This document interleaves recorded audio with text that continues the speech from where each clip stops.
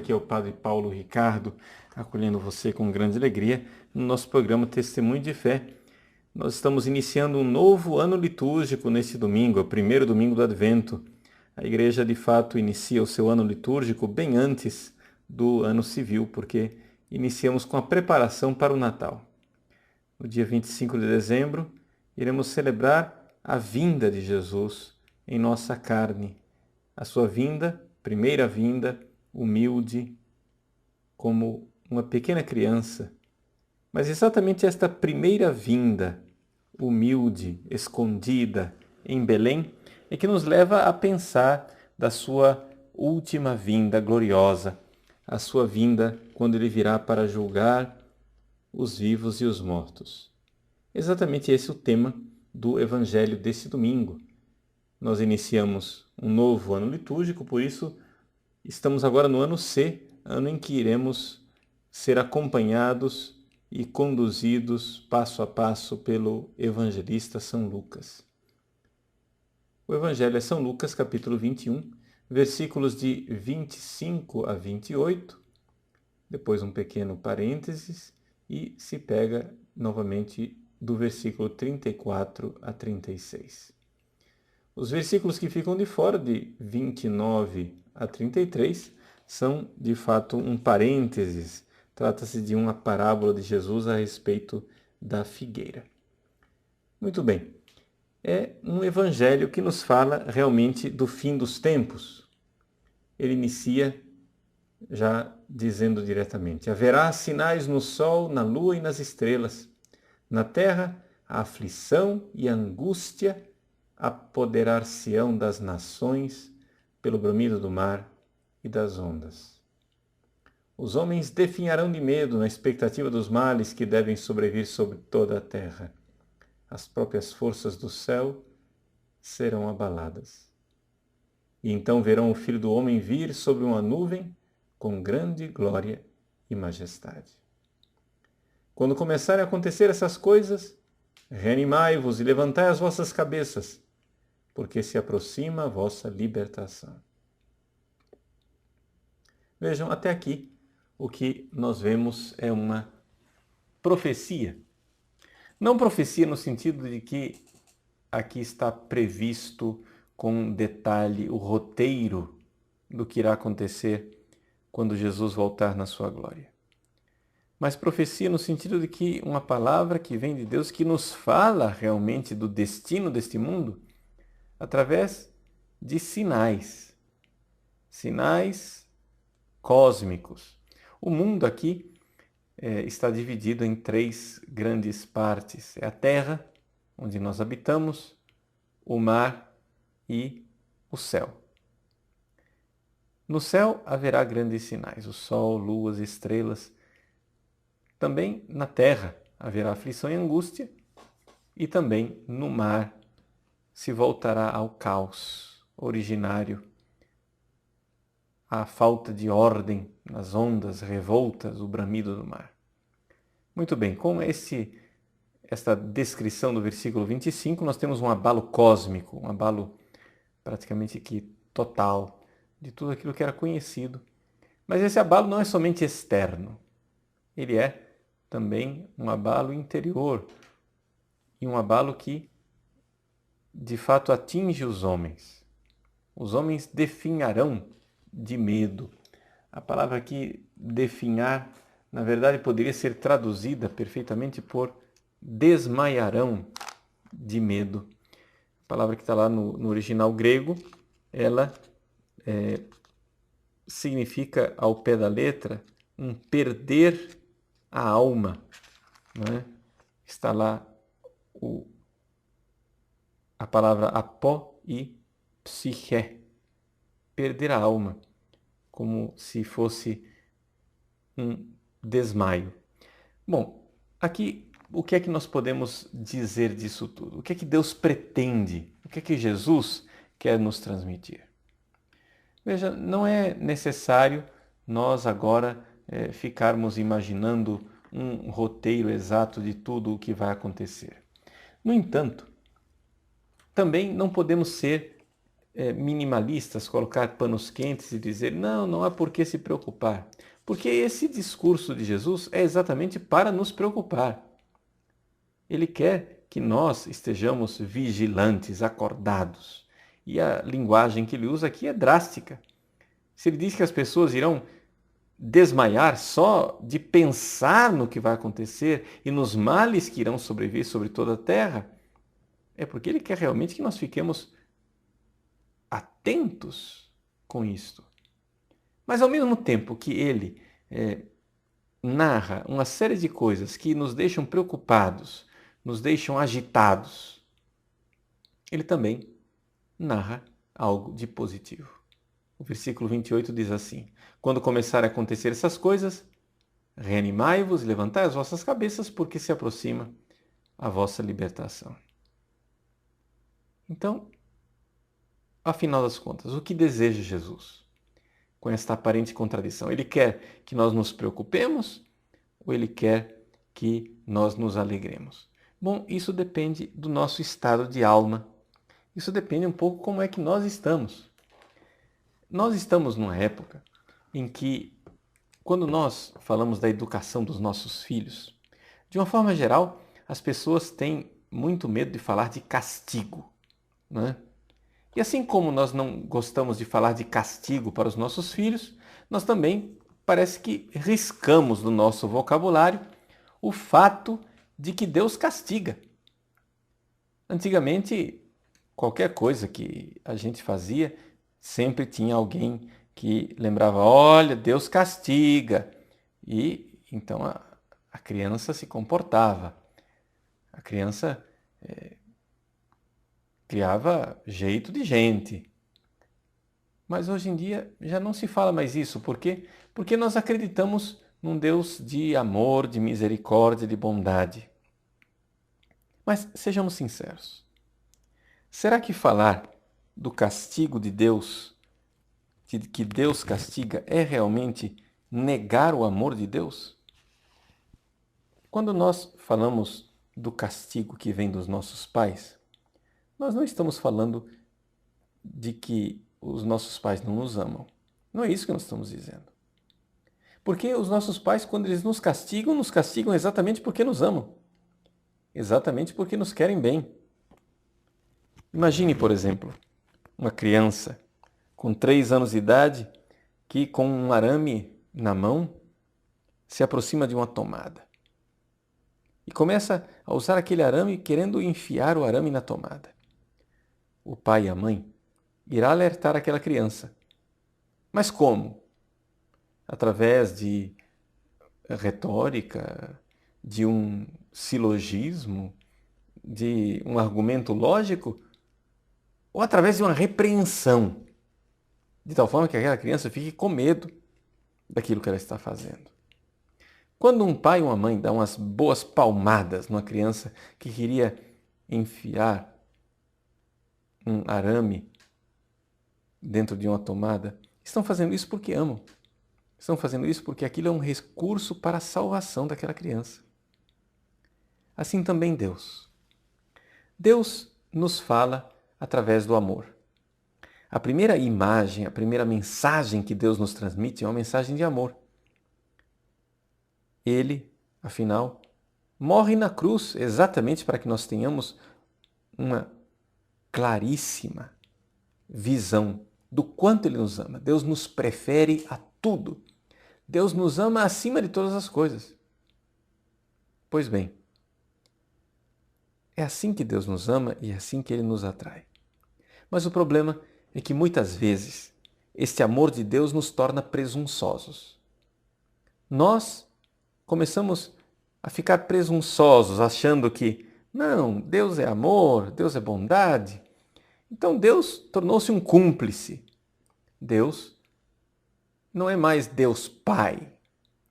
Deus é um Deus vovô. É um vovozinho que tudo aceita. Um Papai Noel que só dá gargalhadas diante daquilo que a gente faz. No entanto, um Deus assim não seria um Deus de amor.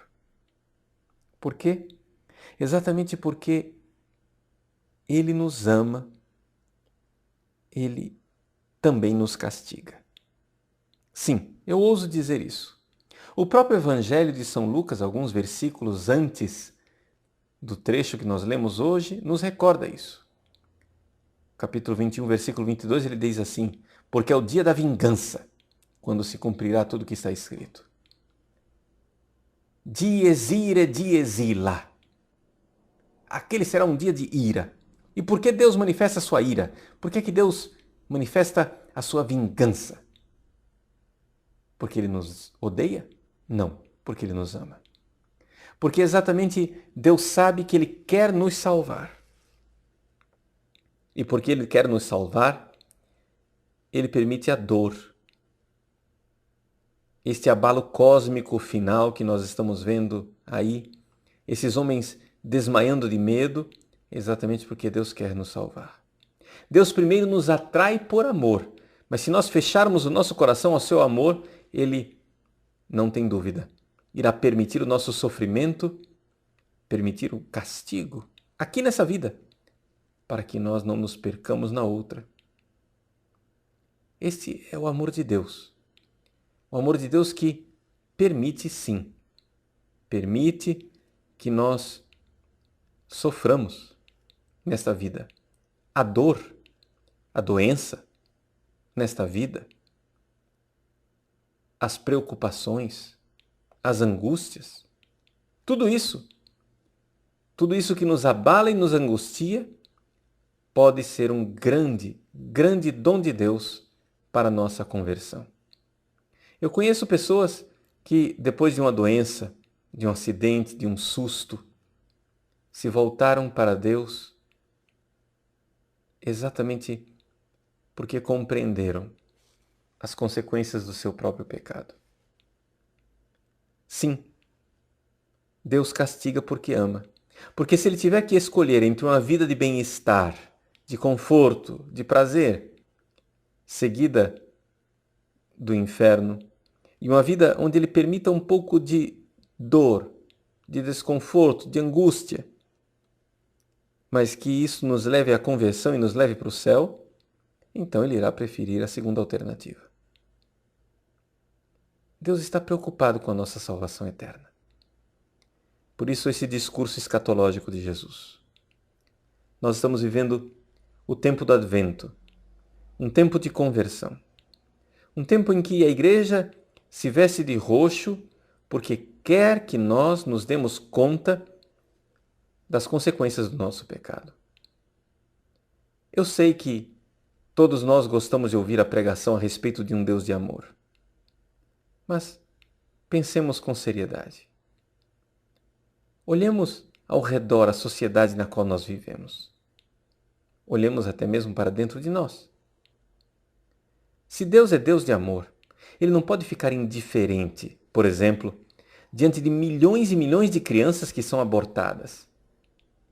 Ele não pode ir lá no céu olhar para esses milhões de crianças sendo massacradas inocentes no ventre da mãe e dar gargalhadas dizendo, eu sou bonzinho.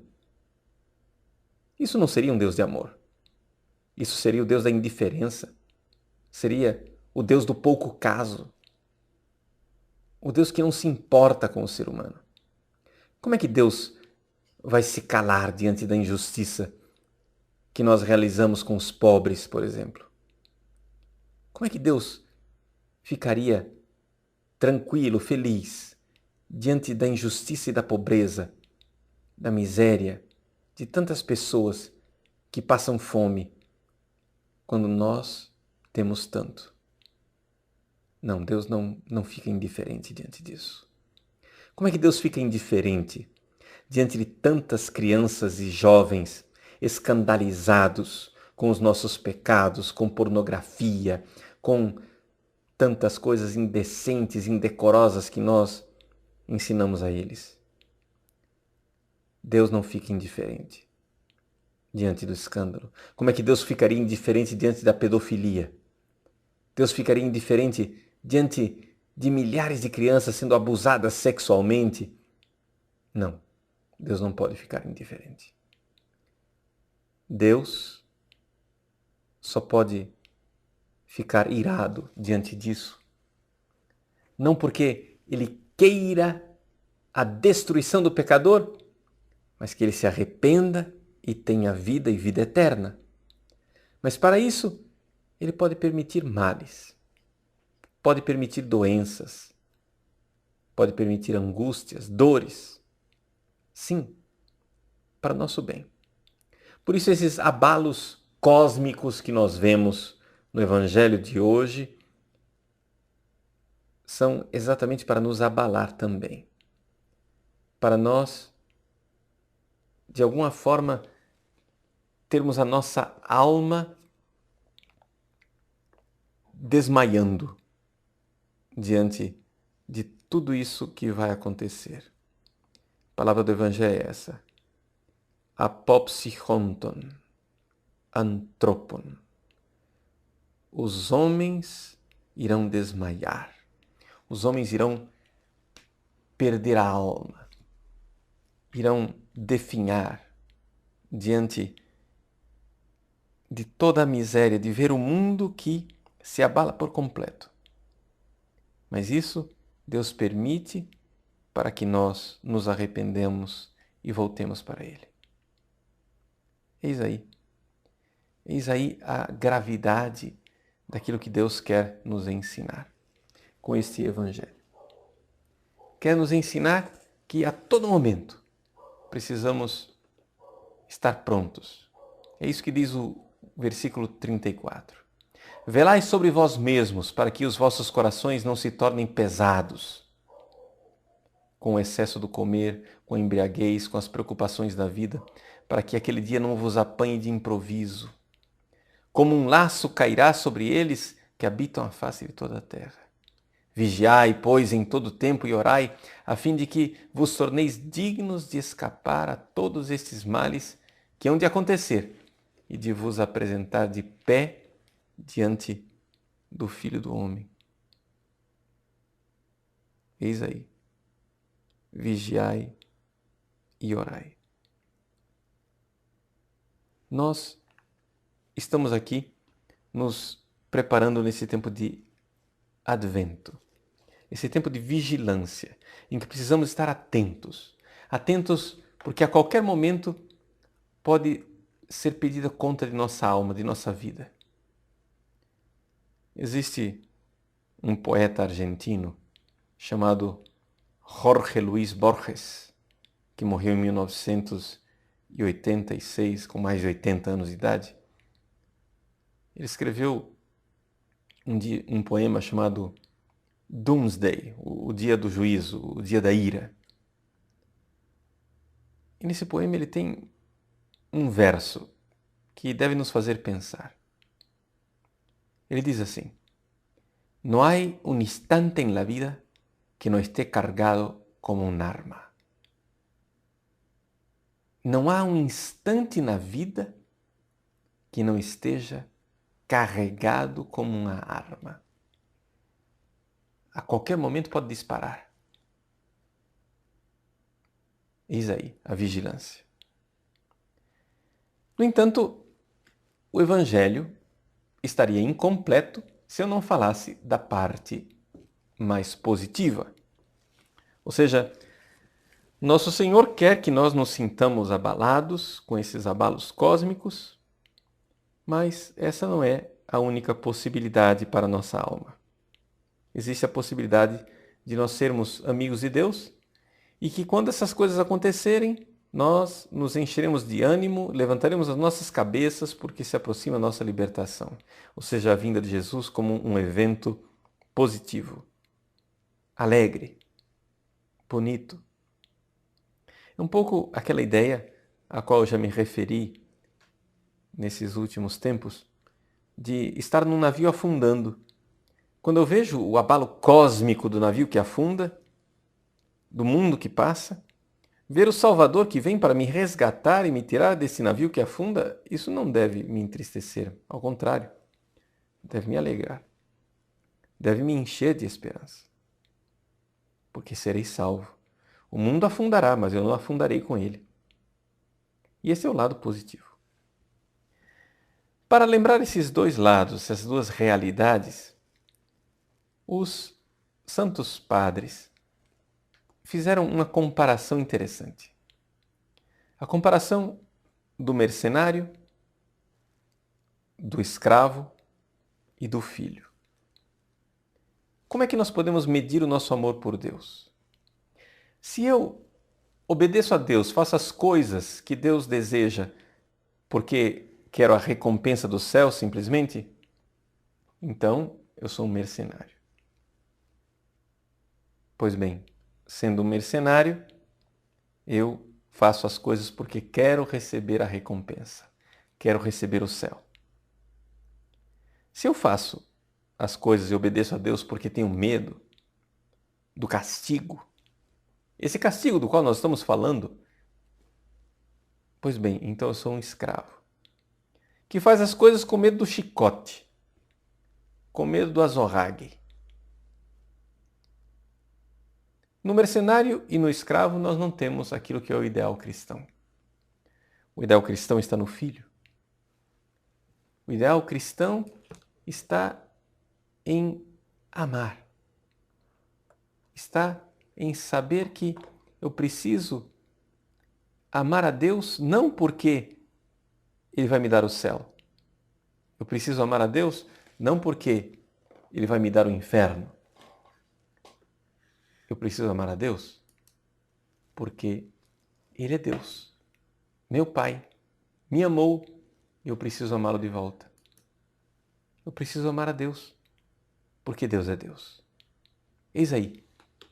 Amar a Deus simplesmente, amar livremente, com um coração de filho. E é por isso, somente quem tem um coração de filho é que irá se reanimar ao ouvir este Evangelho e irá levantar a sua cabeça, porque está próxima a nossa libertação. Meus irmãos, o Evangelho de hoje então nos coloca diante dessas duas possibilidades. Mudar de vida por temor ou mudar de vida por amor. Como costuma dizer o ditado, se não vai pelo amor, vai pela dor. Mas a dor não é a única alternativa. Nós temos sempre a alternativa de nos convertermos pelo amor de Deus que se manifesta em nossos corações. Então, a imagem do Advento é esta imagem dupla de Deus. Nós podemos nos converter com a ternura do amor de Deus na pequena criança, no berço, na manjedoura, em Belém, acalentada pela mãe. Ou podemos nos converter diante do dia da ira e do machado posto à raiz com uma pregação de João Batista. Eis as duas figuras que dominam o Advento. Maria e João Batista. A mãe tenra e amorosa que quer que nós nos convertamos. João Batista, severo e rigoroso, que quer que nós nos convertamos. Pode ser que a gente se converta pelo amor da mãe. Pode ser que nós nos convertamos pelas ameaças do Batista. O ideal seria que tivéssemos todos uma consciência do grande amor, que não precisássemos das pregações corajosas do Batista, que simplesmente nos convertêssemos pelos carinhos da Virgem Santíssima. No entanto, nosso coração endurecido precisa das duas coisas. E assim que o Advento é esse tempo de mescla, de ternura e de rigor, de penitência, mas de esperança, de abalo cósmico, mas de grande alegria. Levantai as vossas cabeças, porque a vossa libertação está próxima. Deus abençoe você. Em nome do Pai, e do Filho, e do Espírito Santo. Amém.